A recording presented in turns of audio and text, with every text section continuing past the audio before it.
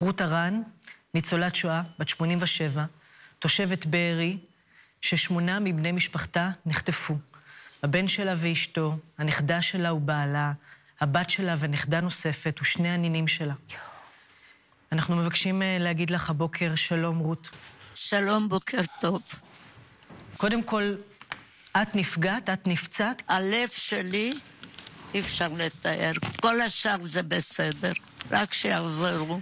מתי את מבינה שבעצם 8 מבני המשפחה שלך, ילדים, נכדים, נחטפו לעזה? אני עוד לא מבינה. אני לא מבינה עוד.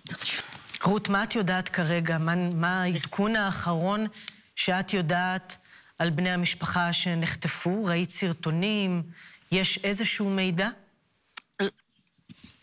לא, אין שום מידע, כלום. אנחנו קמנו חמ"ל לבד, הילדים והנכדים שפה שנשארו, הקמנו חמ"ל והם התחילו לעבוד עם כל המערכות שהם יכולים.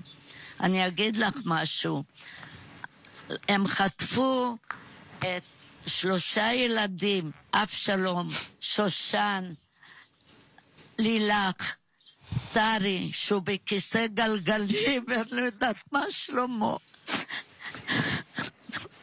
קשה נורא. הם אנשים חרוצים, יצירתיים, אוהבי אדם. גם בחלומות הכי שחורים שלך לא תיארת לעצמך, אחרי ששרדת את השואה ובאת לגור בארץ ישראל עם המשפחה שלך, שתהיי בפוזיציה הזאת מול המסך, מקריאה שמות של בני המשפחה שלך. אני אגיד לך מה, אני למודת קרבות כבר מ-48 ועד היום.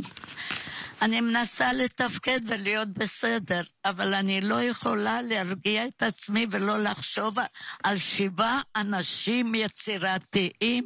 שושן הקימה פרויקט למזון באפריקה. אם מישהו רואה אותך עכשיו, ממנהיגי המדינה, מה את רוצה להגיד להם? שיעשו הכל לשחרר אותם. את יכולה לדמיין אותך חוזרת לבארי? כן, אני רוצה לחזור לבארי. יקים את בארי מחדש. זאת הייתה פינת חמד יפהפייה. יש משהו בכל זאת שאת צריכה, שאפשר לעזור, לסייע, לתמוך, לחבק? הכל יש לי, ממש לא. אני רוצה רק את הילדים. אני רוצה שתצליחו, שהמדינה תצליח.